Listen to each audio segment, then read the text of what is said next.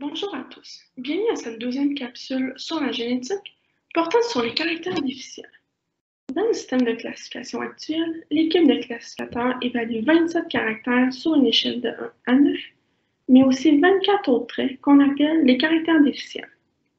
Ceux-ci sont répartis dans le système mammaire, les pieds et membres, la puissance laitière et la courbe. Par exemple, vous connaissez certainement la raideur, ou plus communément appelée le crampage, ou bien l'anus avancé, mais peut-être moins d'autres comme le manque de forme ou la normalité de pèse. Si une vache présente certains de ces caractères, le classificateur va le noter comme un défaut mineur ou majeur et cela va influencer le pointage final de la vache.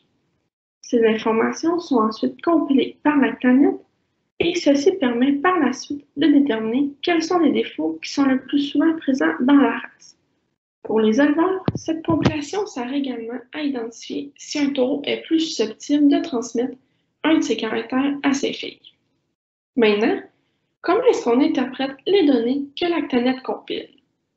Premièrement, il est important de noter que les caractères déficients ne sont pas une évaluation génétique, parce que l'information sur les parents ou encore la généalogie n'est pas considérée et suite à l'évaluation du classificateur, il n'y a pas d'ajustement par rapport à l'âge de l'animal ou le stade de lactation.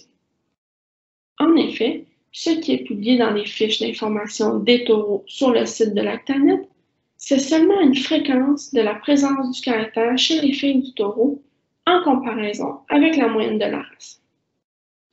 La cote numérique représente le pourcentage prévu de filles qui peuvent avoir ou ne pas avoir le défaut majeur comparativement à la moyenne de la race.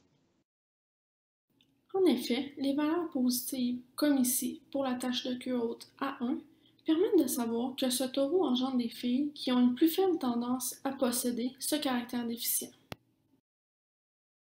Les valeurs négatives permettent de voir que ce taureau a tendance à produire des filles avec une plus grande fréquence de ce caractère, comme ici pour l'arrière-picourt A-1.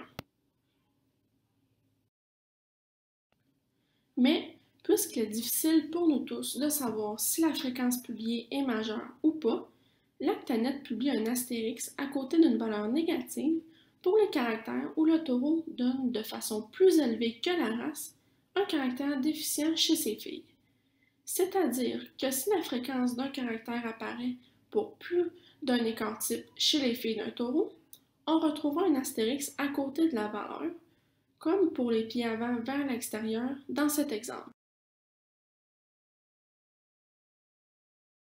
Comme ce n'est pas une évaluation génétique, ces informations ne devraient pas servir à sélectionner des taureaux, mais bien à aider pour les accouplements selon les défauts présents sur une vache en particulier ou sur la chaîne.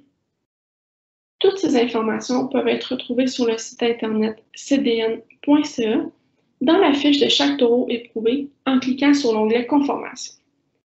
Merci pour votre écoute et si vous avez des questions, n'hésitez pas à nous contacter.